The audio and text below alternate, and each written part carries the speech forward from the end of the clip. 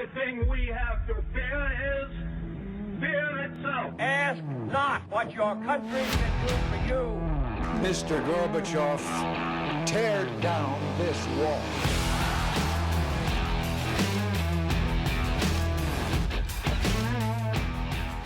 Hey, we are back with another episode of For the Republic.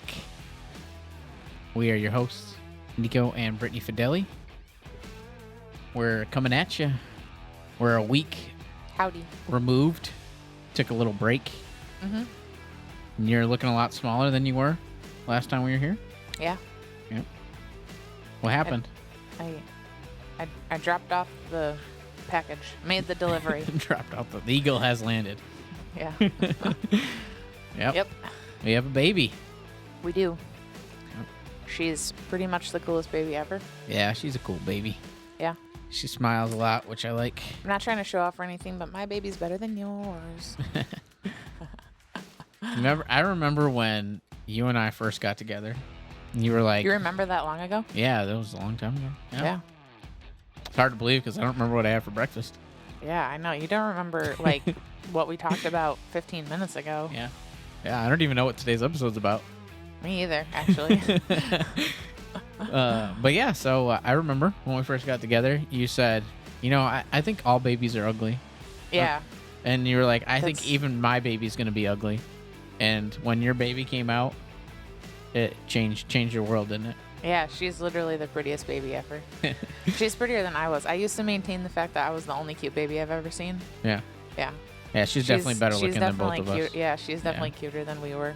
And you were a really cute baby too, though. I said that after I saw your baby pictures. You were a cute baby. Yeah, it was bad. I had a nice full head of hair. Yeah, and so does she. Yeah, she has a full head of hair. So that's cool. Yeah. So we are a week in a couple of days, parents. Yep. Yeah. Like 10 days. 10 days, man.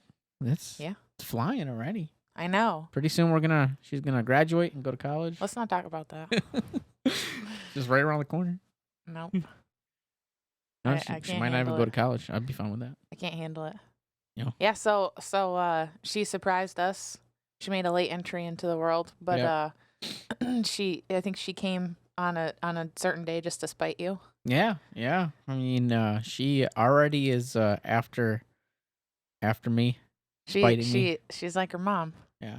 She does things just to irritate you. Just to irritate me. She was born on St. Patty's Day. Yep. And she has not an ounce of Irish in her. Yeah. So. Yeah, it was pretty funny watching you have like a slight meltdown because your grandmother kept calling her the Irish princess. the Italian Irish princess. And she doesn't have any Irish in her. It was really funny. Yeah. Yeah. I was laughing pretty hard. Yeah. I think she did it just to mess with you. Yeah, she did. Yeah. Yep. So that's good. But now we can just take her to a bowling alley or a bar or something on her birthday and say, hey, look, they're throwing a party for you. That's what the doctor said. Yeah. Her 21st birthday is going to be fun. I'm like, no, it's not. Let's not talk about that either. No fun. We'll have fun. And it'll be age. She'll have fun on her 21st birthday in her bedroom with her parents. Yeah, we'll take her to like the Outback or something. Yeah. Yeah, not Australia though. Yeah, we'll let her see the light of day that day. Maybe we'll take her to like a restaurant that doesn't serve alcohol. Yeah. Like a Denny's or something. Yeah. Oh, I didn't realize that. I think that's true. Yeah, Denny's I don't think serves alcohol. Yeah, I don't think so. Interesting. Good stuff. Actually, come to think of it, I think a lot of 24-hour places don't serve alcohol. I think probably for that reason, right? Probably. Yeah. I think like a lot of times like your like small little like diner type places, they don't usually serve alcohol. Yeah. I think it's because they like to have like a family atmosphere. Yeah. Yeah, they don't want to kick anybody out. Yeah. Like say, oh, too much. Mm-hmm. Cutting you off. Yeah, we might want to get going though, because I'm gonna fall asleep if we don't. I'm running on very little sleep. Yeah. Anyways, welcome back. Make sure you like, comment, subscribe, and click the bell icon to be notified when we're dropping a new episode every Sunday night, 7 p.m. If you listen to the podcast, you probably will be binge watching because I'll upload a bunch of them at the same time because I'm a little bit behind. So, but if you're listening to this one, leave us a 5-star review. Yeah, that's why you're not getting paid this week. Yeah. Well, anyways, so that's our little life update. Yep. Life Um, update. Yeah, so we took a break for a week, so we got a little bit of catching up to do. One thing that we didn't get to last time in our episode was Biden's executive order about cryptocurrency. Oh yeah. Yeah, so Good times. So President Biden issued an executive order asking the Federal Reserve to investigate a digital currency. So possible sanctions, I guess you would call them. I don't know, sanctions or taxes. Regulations. Yeah, that's a good word. Yeah, Regulations on cryptocurrency, and investigating and what could possibly be like how America could get involved in the digital currency world and maybe making that change from the physical dollar to a digital dollar. So you can track every dime you spend. Yeah, and I mean, like, I'm a tech guy, and I like technology. I love technology. I literally just was like having that reference in my head. I was like, oh man. Yeah.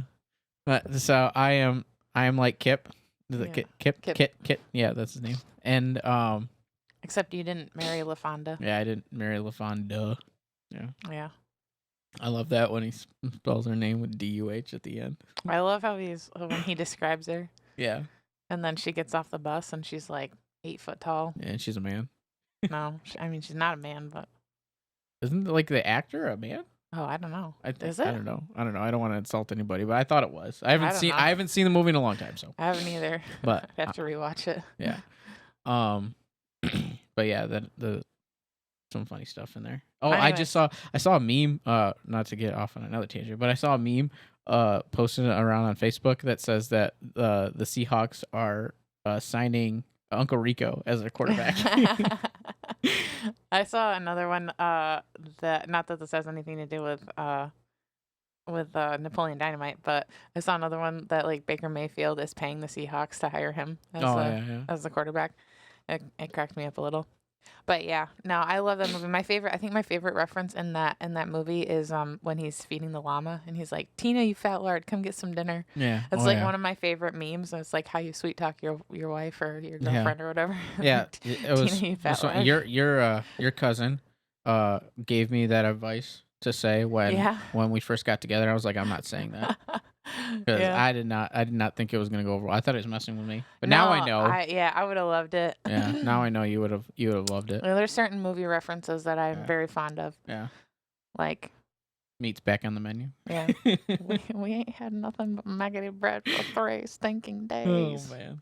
Yeah, one of my favorites. Yeah, but it's definitely my favorite movies.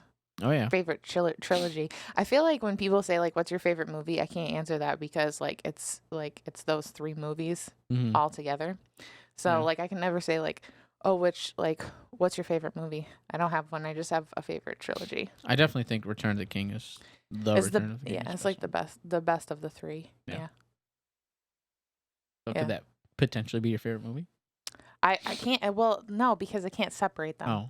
Can't. Like for me, they're all together. Yeah, I feel the same way with Star Wars. Yeah, it's definitely the Return of the King is the most exciting of the movies, and I feel like story wise they get better as you get into the movies. Yeah. But you can't what would the Return of the King be without the Fellowship and the Two Towers? You know what I mean? Yeah. There's it's all backstory. So no, I can get on board with that because a lot of people know that Star Wars is my favorite universe. You're like Star Wars as you point to so Doctor Who stuff. I had to go up a little bit. Star Wars. Star Wars. Star Wars. Yeah. Yeah. So that's my favorite universe and. Probably the original trilogy or some of my favorite movies. But if you were to ask me what my favorite movie is, I would venture out probably and pick.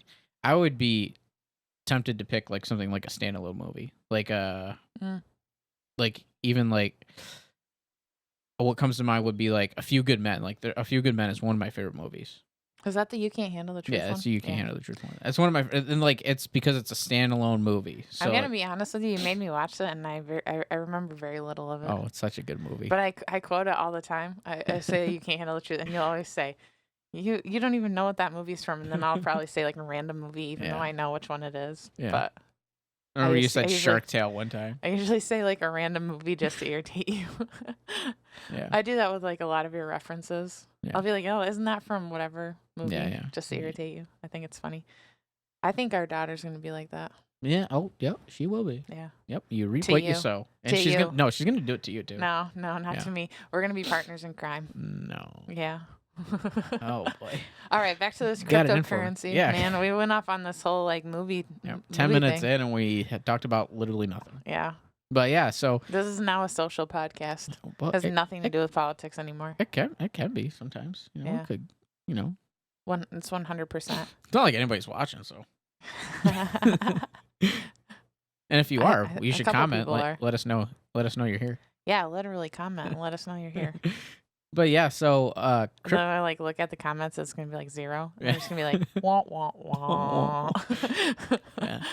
All Well, right. yeah, Anyway, so digital cryptocurrency currency. or digital currency. Yeah. I shouldn't label it cryptocurrency. I mean, like I The think black market coin. yeah, I think like that's a good way of like just like distinguishing is that it would end up being that very thing, a digital Mhm. currency instead of a cryptocurrency. Right. Like even though cryptocurrency is digital, the reason why it's so popular is because it's not traced. So Mhm. like the transactions from You the can buy a kidney with cryptocurrency. yeah. I mean, like, even like if I was to like go on eBay and I was to buy like I don't know, like literally anything, like a something for a camera or like something for the studio, that specific transaction changes the currency for the good, but it literally is not. There's no receipt to that. Right. So like I mean like even like when you do a debit transaction, like you can say, oh, I bought it from Amazon, Mhm. and maybe it has like an order number on Right. the bank It's statement. traceable. Yeah. So but like cryptocurrency, there's none of that.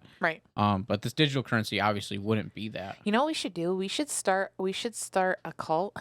I hesitated saying an occult because I always say a cult to irritate you, even though I know it's just a cult.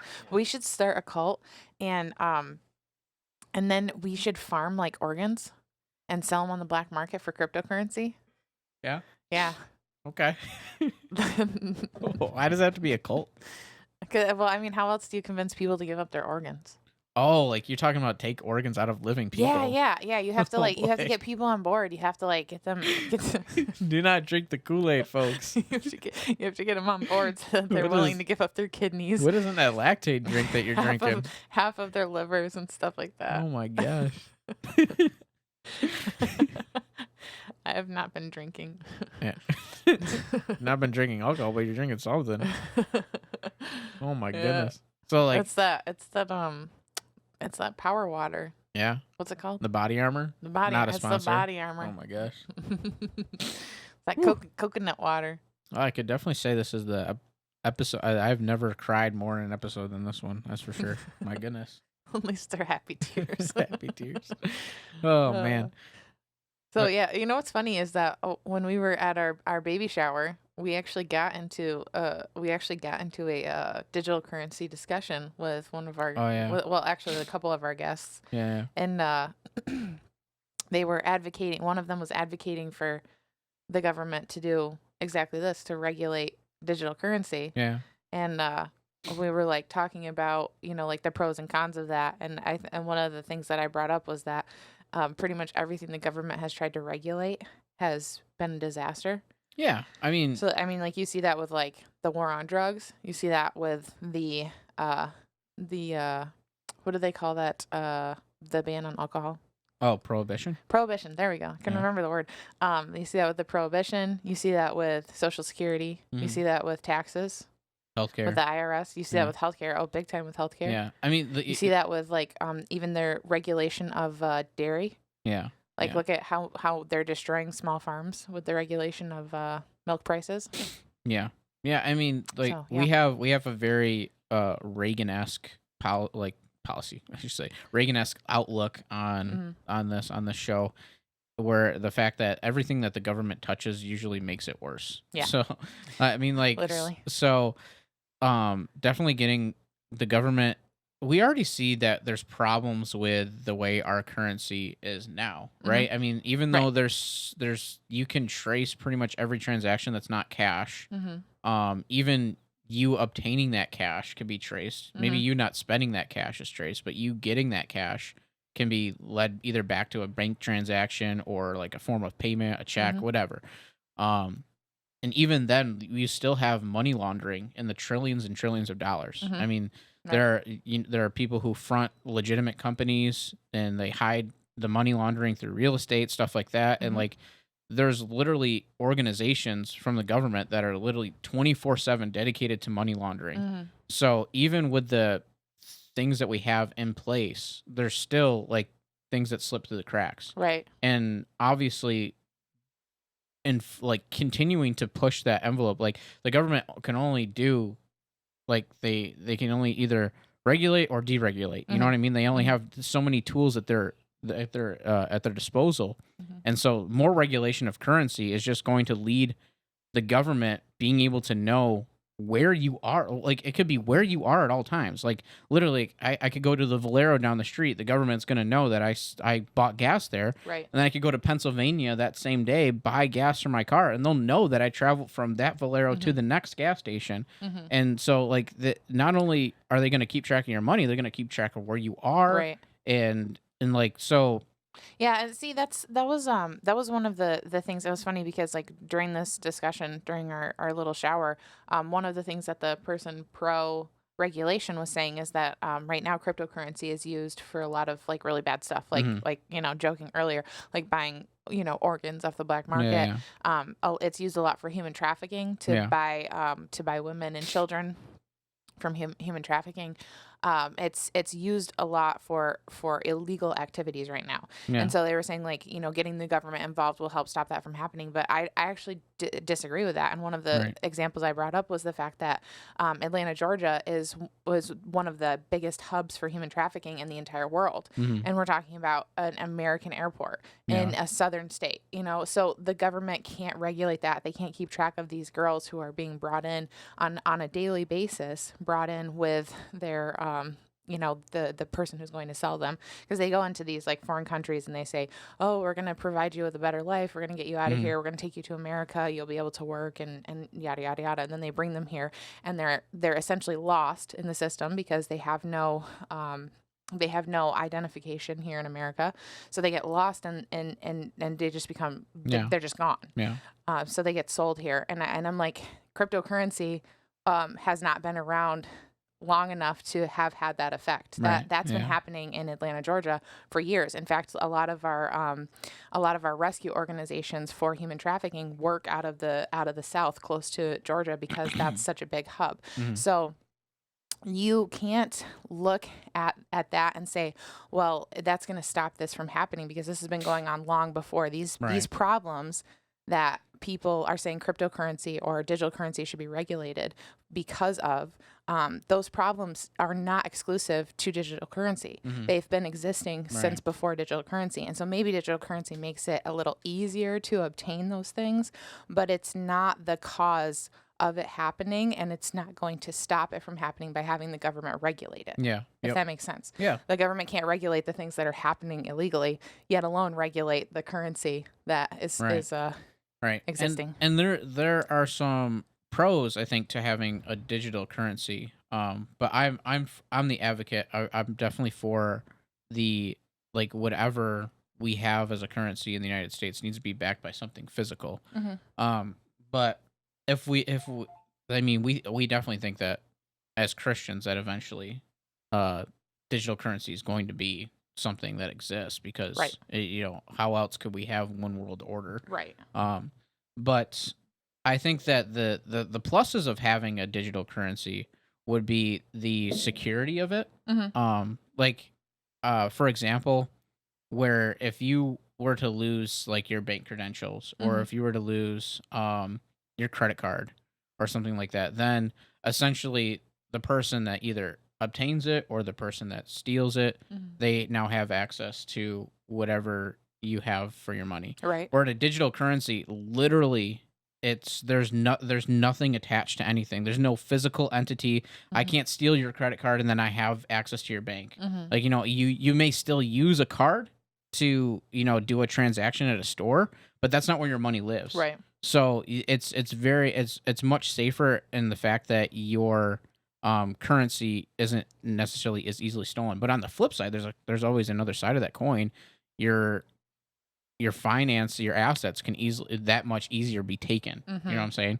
So well, you see that with already with Russia, right. Because look at the banks and the credit card companies who stopped use of their cards or their stuff in Russia because of the conflict with Russia and Ukraine. Yeah. And so like there are people who live in Russia who don't have access to their banking. Yeah. They don't have access to their money. They don't have access to use their credit cards because these companies have gone in and frozen the use of their stuff in Russia, which I get why they did it, and I understand like the purpose of it, but it's scary to think how easy, because I mean like look, you look at it now and it's like Russia right now is involved in this conflict with Ukraine. And yes, Russia's on the wrong side of this conflict, but who decides what side is right or wrong in every situation? And so it could just as easily be,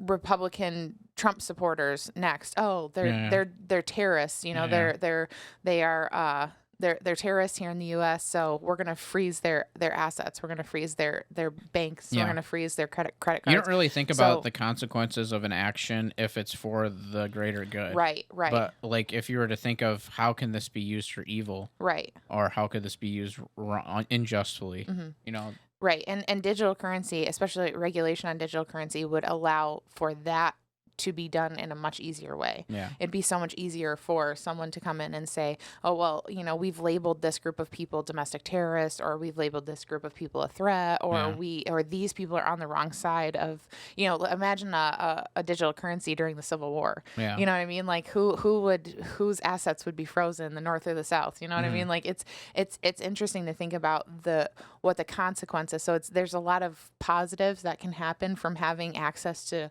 digital currency. There's a lot of negatives that can happen because of digital currency and the regulation of it. Yep. So we got halfway through our episode talking about one topic. That's great. Yeah. So good times. Well, I mean, mostly I was chattering about random stuff. Yeah. Well, I mean, speaking of, we talked a little bit about Russia, and the Ukrainian conflict, and I don't know what accent that was. I don't know. but a couple of weeks ago, a Russian attack on Ukraine happened, where it was a theater that was bombed. Yep, it was being used as a bomb shelter. It was being used as a bomb shelter. House refugees, house children, and they actually had. You see the satellite image. There's a pretty famous satellite image of the place, and it had writing on the outside on the pavement saying children, and Russia ended up bombing it anyway. And here's an article from the Daily Wire reporting that over 300 had died in the theater, and there was over 1,300 people that were being sheltered in the building. And that, like, I don't know, man, this to me, where do we come to, like, a head on this thing, and I have to do something about it, militarily. Right. The thing is, I know that the U.S. is hesitant, the U.S. government, this administration is hesitant to get involved with this because our president is senile and, like, forgets his name on a daily basis. Did you see the just this is totally random. Did you see that he came out like I think it was last week, and he was like, the first lady's husband has COVID. Oh yeah. And he was talking about Kamala Harris, but he called her the first lady. Yeah. And then so like one of his staff members had to like come up and like whisper to him that like he is the first lady's husband, Yeah. and like he's supposed to be talking about Kamala Harris's Right, husband. right. It was really funny. I was cracking up about it. I mean, it's not like it's funny, but it's like not funny. It's like sad funny. Like, oh Yeah. man, this is where we're at. It's like Yeah, and I mean, like, if literally Joe Biden was any other person Yeah. but the president, like he this would would be in a something. home. Yeah. He would be in a home, and people would be like, "Oh, it's so sad that Grandpa Biden has dementia." I wasn't gonna go that far, but yeah, you're probably right. But it would be something that we could laugh about, like, oh, that's a silly mistake, and like he's getting older and his mind's going. But like, I mean, the fact that he's the president of the United States and he's doing It's like scary. it's scary. Yes. It's very scary. Yeah. And it I is. mean, he's going to say something that's going to end up getting him in big doo doo. Yeah. Big doo doo. I don't know though, because he said so many ridiculous things, and, Yeah. and like the White House just brushes it off. No, I mean, for example, like the next thing that we have on the list here. Well, wait, no, we didn't finish this. Oh, yeah, So anyways, I understand that they're hesitant to get involved in this this dispute with Russia Yeah. because of the threat that Russia presents as far as nuclear weapons go. Right. So, and the fact that they're so close to America, it'd be very easy for them to retaliate against the United States. But at the same time, Russia is not going to stop with Ukraine. They are Hitler. They are the next Nazi regime Right, here. right. This is not something that's going to stop. They're not just going to take over Ukraine and then be like, oh, now we're satisfied. They're going to take over Ukraine, and then they're going to go after all of these other little Yeah. places around the Ukraine until they have a large holding in. Have you ever had like like this thing when you were a kid, when you were like, I really should do this action, or I really should do this, and then you like sit on it and sit on it and sit on it, and then that decision that you were prompted to do, whether it's like being nice to somebody, or whether it's like whatever it is, Mhm. and like you're sitting on this and you're sitting on it, and then the longer you let it go, the harder it is to like act on it. You know what I mean? Yeah, I remember like having lunch with someone one time, and they Yeah. were telling me that their grandparent had bought them a stock of apple,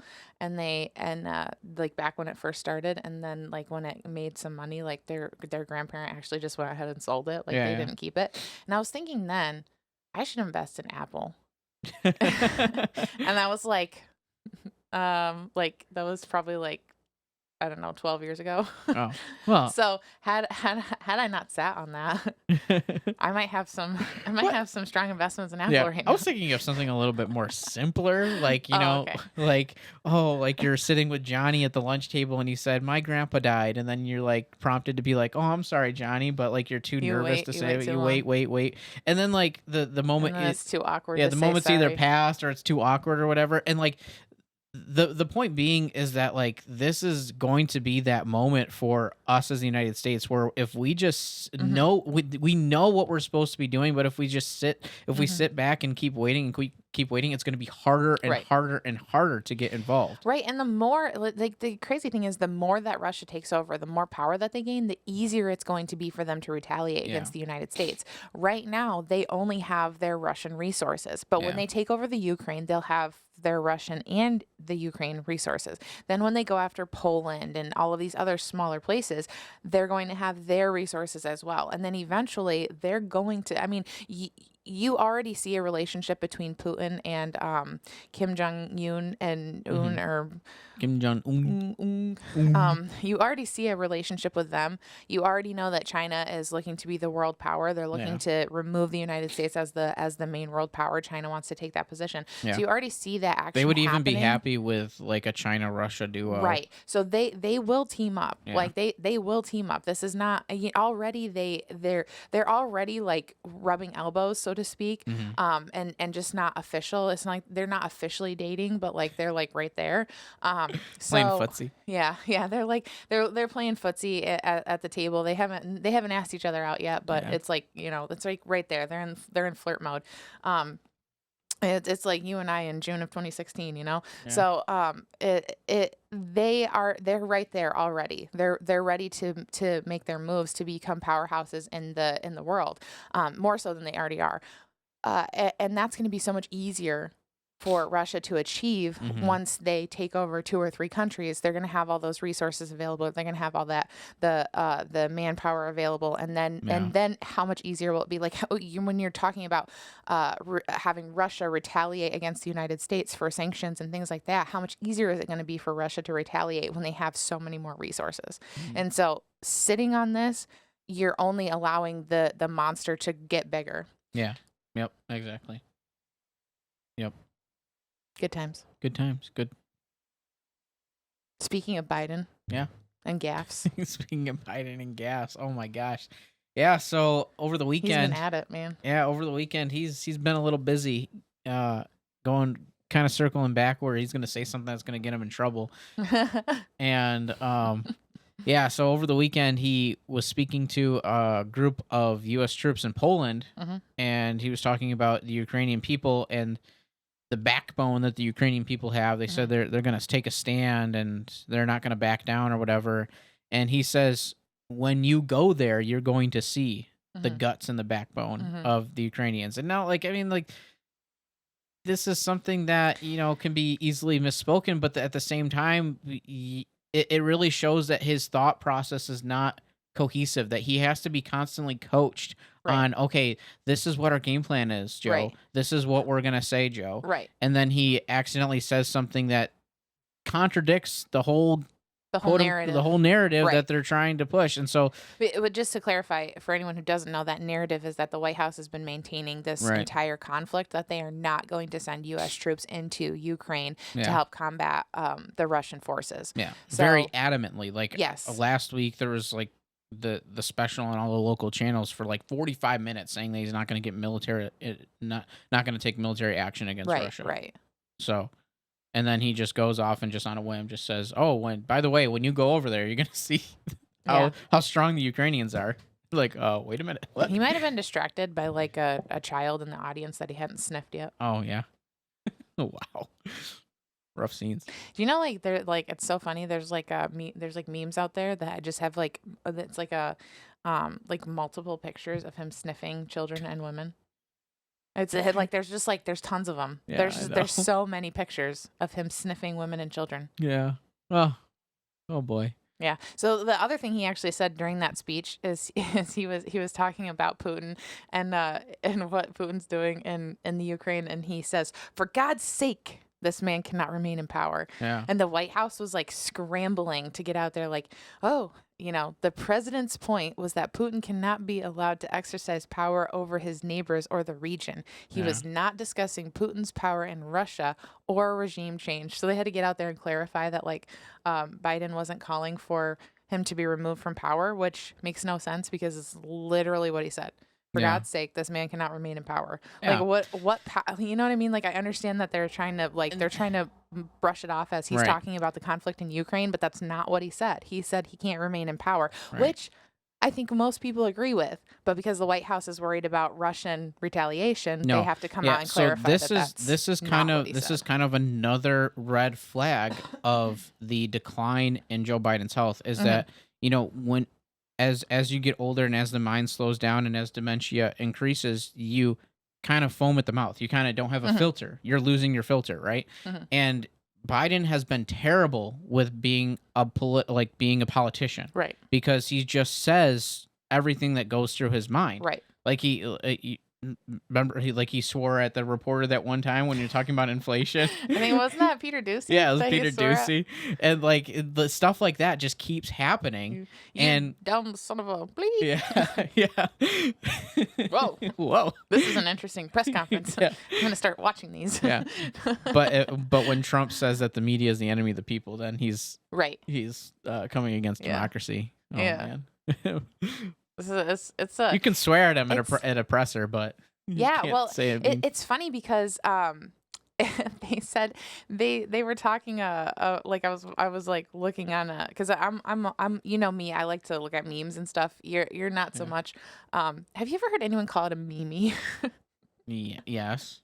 Old people call it memes. It cracks me up, man. When people say meme, sometimes I don't really. It takes me a while to figure out what they're talking about. Like, oh, have you seen that meme? And I'm like, meme. what are they talking about? Yeah. I'm like, oh, meme. That's what they're talking about. But anyways, so I was like looking at this meme and it was saying, isn't it funny how the same people who accused Trump of Russian collusion and starting World War III are the same people who actually colluded with Russia and started Yeah. World War III? Yeah. I was cracking up about it. I was like, it's so funny because it's the truth though, and the media just sits on it. Like the same people who accuse Trump of doing, one thing after another, like ABC, and then this presidency has done Yeah. ABC, EFG, HIJK. I mean, they're like going through the whole alphabet at this point, and like the media just sits on it. You Yeah. know, the media was all about, Trump and the Russian collusion that didn't happen, that we have always thought was a Hillary Clinton campaign thing. We always thought that was something that was made up by the Clinton campaign, and then it's been proven now that was made up by the Clinton campaign. Right. But yet the government and the media sat on that and stirred that pot for 4 years, for almost the entire presidency, right? But then you have this president doing literally the exact same stuff, and like they're just not talking about it. Media is silent on it. Yeah. Yep. And him saying that this man cannot remain in power anymore is like a statement that, like you said, most people would agree with. Mhm. But the fact that their political narrative that they've been pushing this whole conflict, it obviously cuts against that grain Mhm. quite heavily. It really just shows that Biden, when push comes to shove, Biden's not the one making the decisions. Right. It does. So, like, I mean, he knows what the right thing is, but like he knows that he can't do what the right thing is because he's not a strong enough leader Right. to do it. And you saw towards the latter part of President Trump's presidency, you saw Biden and Nancy Pelosi. Nancy Pelosi was a really big one. Chuck Schumer. They came out and they said that Trump needed to have cognitive testing Mhm. because they didn't think that he was mentally stable enough to be the president, right? So Yeah. they came out with this cognitive testing. And then you have somebody who literally actually has dementia and has since before his campaign. Right, That was something yeah. that when he was even running his campaign, we were like, oh my gosh, like these are all the typical examples. And especially people. Sure, but that's the depression. Well, it's, if you've never been around somebody that has dementia, you might not recognize that. But Yeah. both of us having lost grandparents to dementia, Yeah. we recognize those triggers, like those signs, those things that like are early warning signs, like, when my grandmother told me that I'm going to hell, it's like, things like that, where you recognize a change in someone's behavior. You can notice those cues where like somebody is behaving non-typical to what they normally would, to their personality or to their normal behavior. And so you saw that from Joe Biden way back in his campaign. And he has been so incompetent and has said so many crazy things. Where is Nancy Pelosi and Chuck Schumer now calling for the cognitive testing? And in my opinion, I think that the reason they're not calling for it is because they're the ones calling the shots. Yeah. And if they call Yeah. for cognitive testing and Biden is removed from power, then that puts Kamala Harris in the position of presidency, and she would not be so easily manipulated. So I Right. truly think that the reason that this is being allowed to go on, that they're literally, and to me, this is like elder abuse. I feel like we should get like adult protective services involved, because this is literally the definition of like elder abuse. Weekend at Bernie's President Edition. Yeah, like it's so crazy to me. Like if this was happening to somebody like just in regular, like in life, just Yeah. a regular person, this would be like an adult protective services case. Yeah. But instead, Nancy Pelosi and Chuck Schumer are being allowed to manipulate the president of the United States with his dementia because they want to remain in power. Right. So it's sad. I think it's sad, and it's scary for the United States of what the fallout from this could be. Right. Yeah. Yep. And yeah. Well said. Oh, that was long. That's all right. I mean, well, It we was got a few minutes left It was here. a I little want tangent. to switch gears a little bit. Hopefully you guys out there have been being a good Americans and watching NCAA March Madness, like all good Americans should. I think all good Americans. Yeah. I And never watched that before we were married, just Yeah. so you know. well, I mean, I didn't even know what March Madness was. well, see, and now you kind of enjoy it, even though you're not a huge basketball fan. You don't really like watching necessarily the games, but you like to see the craziness, the upsets, stuff like that. It was really interesting to see the Peacocks Yeah. get into the Elite Eight. Yeah, and by the time you're watching this, you'll know whether or not they're in the Final Four. When is their game? Is their game at 2? Their game's at Or the 4. 2 or 4. Is that the games? It's 2 and 5. 2 and 5. Oh, yes. I can't. No, Kansas and Miami are the first game. Mm. Yeah, and UNC and the St. Peter's Peacocks are. I actually think that they have a good chance to beat UNC. Yeah. I think UNC has faltered a little the last couple of years. Yeah, we'll see what happens. UNC's definitely gone a lot further than I thought they were going to. Yeah, I had them out in like the second round. Yeah. In my bracket. The only reason why my bracket's not very good. The only reason why I had them in the little friendly game that we played was because they were like the only team left. Yeah.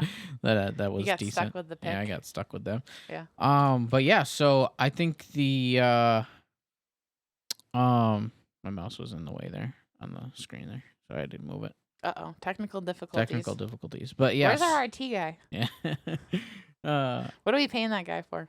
But yeah, so there's a lot of advertising, as you would guess, during these big sporting events. Yeah. And not as much though as when you watch a sitcom or something on cable TV. Oh yeah, we watched that show last night. I can't remember. Rat in the Kitchen. Mostly because our baby was she was a little gassy, so she didn't want to go to sleep at bedtime, so she was just like wide awake, and so we're like, we'll just watch this show that came on after the game. Yeah, after the game. A lot of commercials. There was so many commercials. Like at one point, there was like 8 commercials on one break, and you just kept thinking the show was coming back on, and then all of a sudden it'd be another commercial, and you'd be like, what? Yeah. It's worse than Hulu. It's worse than Hulu with advertisements. Yeah. But yeah. Anyway, so yeah. Not as many advertisements as normal cable television, but there's advertisements. There's big heavy spenders that spend lots of money on their ads. And one of them was Powerade. Mm. Powerade has a new campaign. We're gonna try to talk really quickly about 2 campaigns. One of them is Powerade and one of them is Buick. And if you've seen these commercials, you know exactly why we're talking about them. So Powerade, their campaign is pause is power. And I'm just gonna play this in the background, and we're gonna mute the audio so that we don't get hit with any copyright. But basically, this commercial is talking about how athletes are under an immense amount of pressure, and the front runner for these commercials is Simone Biles, and she famously took a step back in the Summer Olympics because of the stress and the pressure that she was under. Mm-hmm. And so basically, the purpose of this campaign is to raise awareness, to give athletes a chance to recharge during their off season, if you will. Mm-hmm. And there's a few problems I have with this. One of them being that, first and foremost, as an ad campaign, I think this is a complete blunder. This is a complete failure. And if you read the comments of like the YouTube videos and stuff like that, and like they're just hilarious, because most of them are like, oh, okay, like this confirms that quitters drink Powerade and winners drink Gatorade. And like, so like, and that's exactly right though, is that like you have this ad campaign saying that, like it's okay to, take a step back. It's okay to, kind of relieve yourself of the pressure of being an athlete and the competitive edge that you need to win. They should have put Antonio Brown in that commercial. Yeah, they should. That would have been great. They could have put a clip of him ripping his jersey Tampa off. Bay jersey off as he walks off the field. Yeah, that would have made that commercial so much better. But yeah, so like this commercial is just literally self-defeating, because why would I need to drink Powerade if I'm going to take a step back, if I'm not going to want that competitive edge, or if I'm not going to be pushing my body to the limits? The whole purpose of the drink is so that I can keep my body hydrated to push my body. They could have put Le'Veon Bell in it too. Yeah, they could have. Yeah, put the whole Steelers squad on there. Yeah, just about. But yeah, all the bees. Yeah, Antonio Brown, Le'Veon Bell. Yeah, they could have Martavius Bryant. They should have, Martavius Bryant. But he didn't need to take a pause. He just needed to take a smoke break. Yeah. So it was like a lifetime smoke break from the NFL. Yeah. But yeah, no, I mean, like they really should have, like, Le'Veon Bell paused from the NFL and he lost like a legit like I don't know, that year like $17 million. Yeah. And then every year since then because nobody wants him anymore. Right. But yeah, I mean, like this is very reminds me of like the Gillette campaign that pretty much destroyed Gillette when you're talking about masculinity, The toxic masculinity, masculinity. and like to me, like it's like you're virtue signaling, but at what risk are you posing? Like you're literally destroying your brand. Right. Right. and so I don't know. What do you have any thoughts about this before we tackle the last one? Well, I think it's funny because first off, if you get into the athletic field, right. Yeah. You the whole point is competing. Yeah. The whole point is to be competitive. The whole point is to be the best and to work the hardest and to, you know what I mean? I mean, like I remember reading Travis Pastrana wrote a book a few years ago about like basically growing up and how he got big into motocross. And one of the things he was saying is like before he did freestyle, which is what really made him famous, he raced. He did motocross racing. And his dad used to go out if he was winning a race, his dad would go out onto the track and grab his bike and hold him back until other people went by, and to put him farther back in the competition, so that he would work harder to get back to first place. Yeah. And he was saying like how he had lost competitions because of that growing up, but it made him a better competitor because it made him always working to be the best, always striving to go faster than the people around him. Yeah. And that's what really drove him and brought him to the innovation. And if you look at his life, most of the tricks that you see in motocross at some point originated from something he did in freestyle, because he literally almost reinvented the sport, right? Because he wanted to be the best, and so he would just like work so hard to invent a new move or a new trick or a new way of doing things. He was famous for the double backflip and things like that. So if you are getting into the field of athletics, then you are doing it to be the best, to be innovative, to work the hardest, to win. And so what is the point of pausing to take a step back? Like, you need this refresher from the trillions of dollars that you're making between your actual sporting events and then all the advertisements that you're getting, all the sponsorships that you're getting. You're making millions and millions of dollars, and you need to pause. I'm just wondering, like, if we were like out on the battlefield in Afghanistan in 2001, and you're like, our soldiers were just like, you know what? Pause is power, and just like sat down on the battlefield with their friggin' Powerades. You know what I mean? Like, what is that garbage? Yeah. Pause is power. Like, you got into this field. You are a competitor. You are striving to be the best. Pause is not power. Pause is silliness. Pause is, I get you need a refreshing in your off season, like whatever. It's a lot of, but that's what the off season is for, is to recuperate your body, to recuperate mentally. But like this to indicate campaign, your mental health is so strained that you need to pause for power. Right. Yeah. I mean, if Powerade really feels that this is something that needs to bring awareness to, then like you might as well just say that America is like weak. I mean, basically, like what this is doing is this is teaching kids that it's okay to quit. Mm-hmm. It's teaching athletes that it doesn't matter how good or how hard you try. Mm-hmm. It's literally, and like it's like the safe rooms in college. And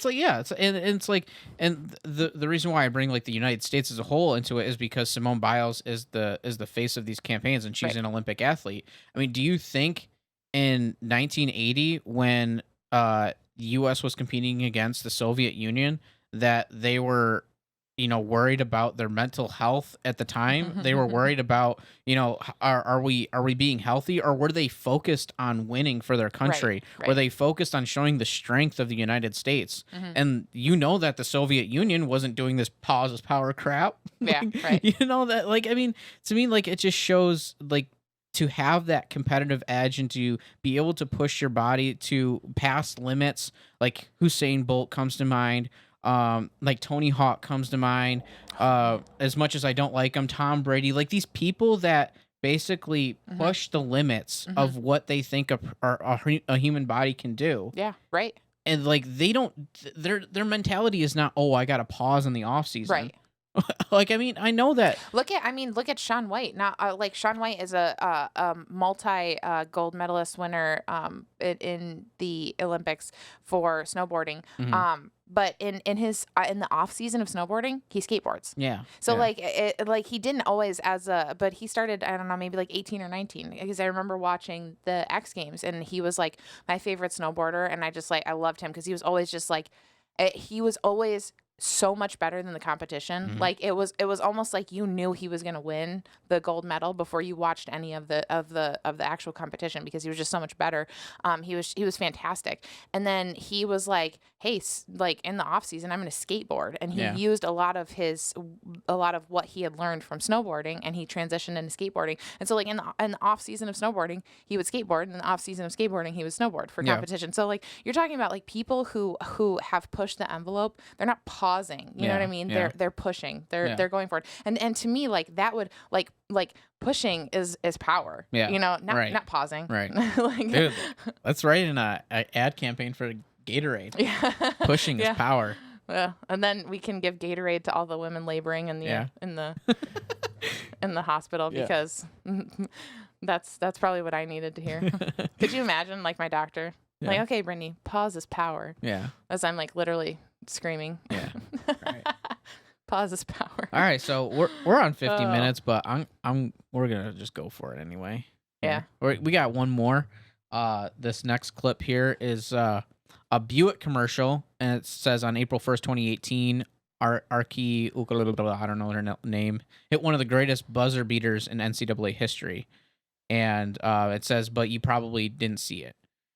And in the background, the I'm gonna audio. be honest with you, I've watched this commercial like 15 times, and I totally thought this was a hockey commercial. Oh, I think there is. I think there's one that's a hockey commercial. I think okay. There's different I ones. was like, man, I thought this was a Yeah. hockey reference, But but that's definitely in the NCAA. This is an ad campaign. Okay. This is an ad Yeah. campaign for See Her Greatness, Yeah, and yeah, it, yep. like each commercial has like a momentous. Okay, so moment. there's multiple ones. Yeah, there's a momentous Okay. moment for like a female doing something in athletics, and their point of their campaign was that 40% of athletes are women, but they only get 10% of the media attention, and You know why? you know why? I And- can tell you as a woman. You know why?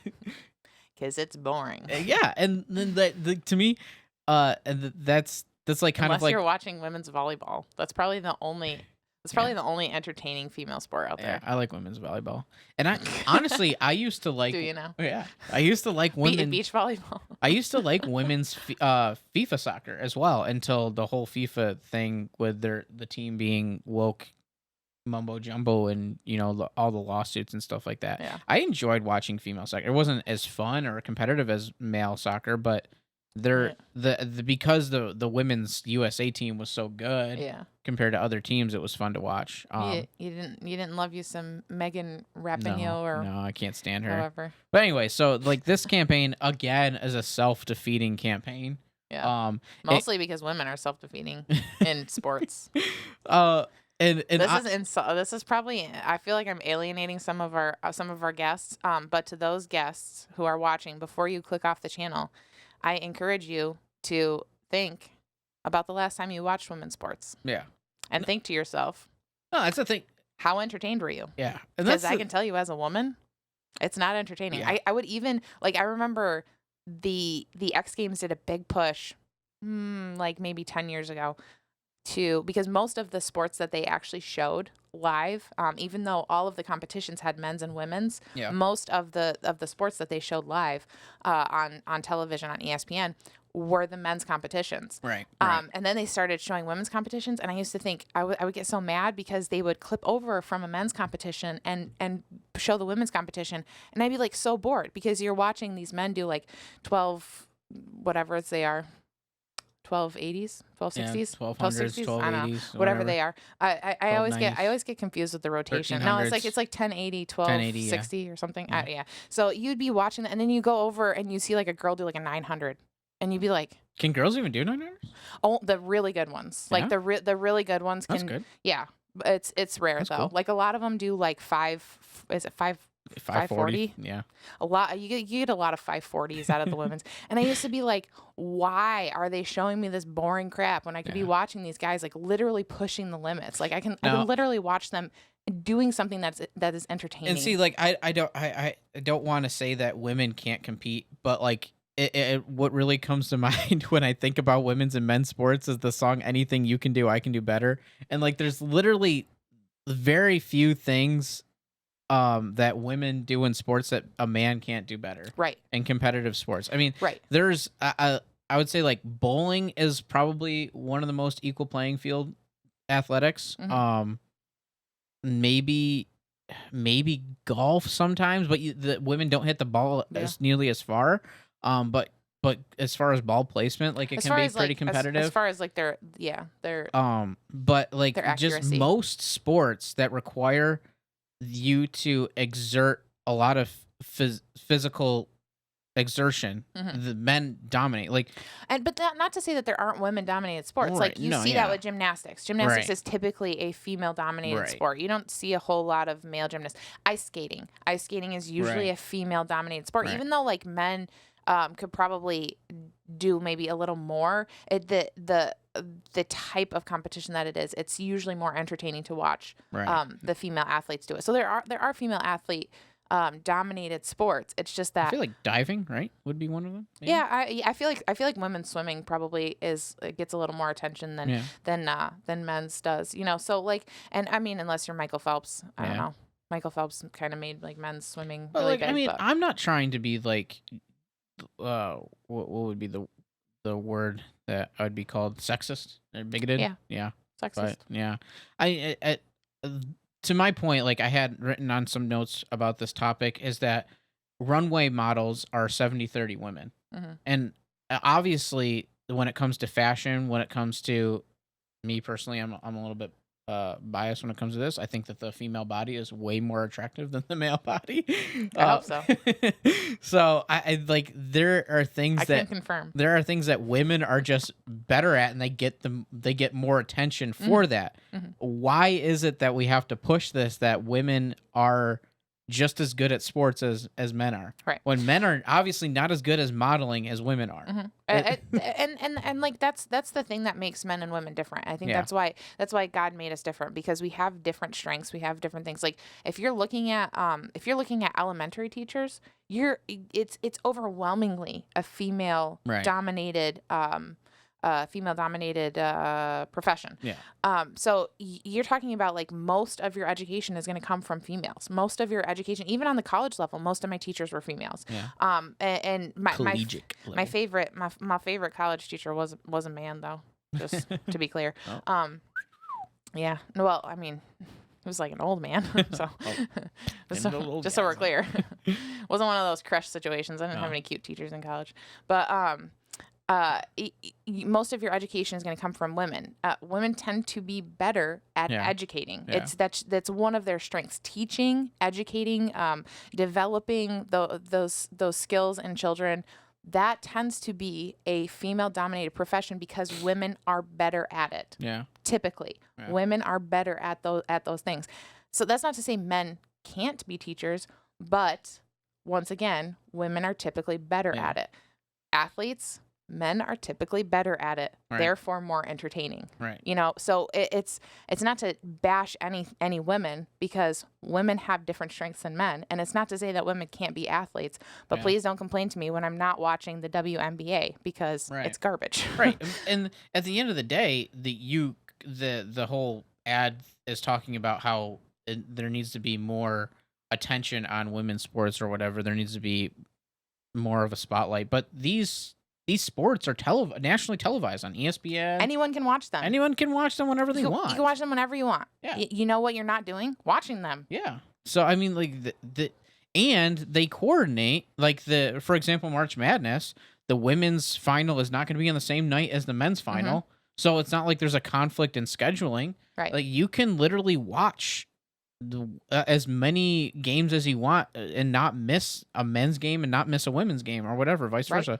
So don't tell me that because people aren't watching them, that it's not getting the media attention. Oh, we need equality. Yeah. We need equality. We need equal payment. It was funny. I actually I looked at this thing and they were saying one NFL receiver, they mentioned who it was, and I can't remember, makes more in a year than the entire WNBA makes. Yeah. And I'm like, yeah, you know why? Because there's literally more people watching a single NFL game than there are viewers for the entire season of the WNBA. Right. Like, Yeah. like there's a reason that they are not being paid as much, and it's because there's this fair market. You get paid for what you do. You get paid for what you generate. You get paid for the people that you bring in, the audience that you bring in, and football happens to be far more entertaining than the WNBA. Right. And by far more entertaining, I mean like the WNBA is like the gum stuck on your shoe as you're walking to the stadium at the NFL game. But, I mean, so even if you compare one men's sport to another men's sport, like and people who play ultimate frisbee are not getting paid nearly as much as NFL players, even though there's a professional league in ultimate frisbee. It's because people don't watch ultimate frisbee. People don't really care that much about ultimate frisbee. And you can even compare, like, look at how much more. I mean, baseball, for instance. Yeah. Baseball players get paid astronomically more than NFL players. Baseball players play like 120 games a year or something stupid. There we go, 164. I was low on that. 164 games a year. They play like every day, every other day, or something stupid. I mean, like, I don't know how they do it. Like especially pitchers. Like, I don't know how pitchers like throw so much. They're on a rotation. Yeah, but don't they play like every other game or something, or they play like half a game? No, you would play. Typically, you'd play like 7 innings, and you would play like every five games or so. Yeah. So, but the point being, they do 160 games a year. Yeah. And they get paid for what they're doing. They get paid for the fact that they're generating viewership for 160 games a year. Yeah. You know what I mean? They're filling stadiums for 160 games a year. The NFL, it's what, 17? Are we up to 17 games a year? 17, man. 17 games a year. You know, and the NFL generates an astronomical amount of money for that, and those NFL players are compensated for that. And they argue for that compensation. I mean, look at Aaron Rodgers; he's getting paid like $50 million this year. Yeah, and like that's the other thing before we wrap up here is that players will be appropriately accommodated, right? Like there was question whether or not there would even be an MLB season this year because of the players were on strike. Yeah. So like the last thing we need to really worry about is if players are going to be rightfully compensated. Yeah. Like, I mean, as long as you're supporting your team, as long as you're watching the games, you can rest assured that people are going to be paid fair wages. So yeah. And if you want the WNBA to be paid more, then start watching their games. Buy their jerseys. Yeah. Buy their tickets. Go to their games, because that's the only way they're going to get paid more is if you actually start watching them. Yeah. But since none of us do, they probably ain't. Yeah. And on that note, words of wisdom. I'm watching basketball. I'm about to get canceled. Go do. Next week it's going to be just you here. You'll be like, Brittany was taken off air. Brittany got canceled. Got, I don't know, teleported to the ether. She got mobbed by the WNBA supporters. Yeah. That lined up at her door after the last podcast. Lucky I don't have to worry about that, because I don't know any WNBA supporters. I could fight them both off. Yeah. Okay. I'm a little out of control today. See you guys.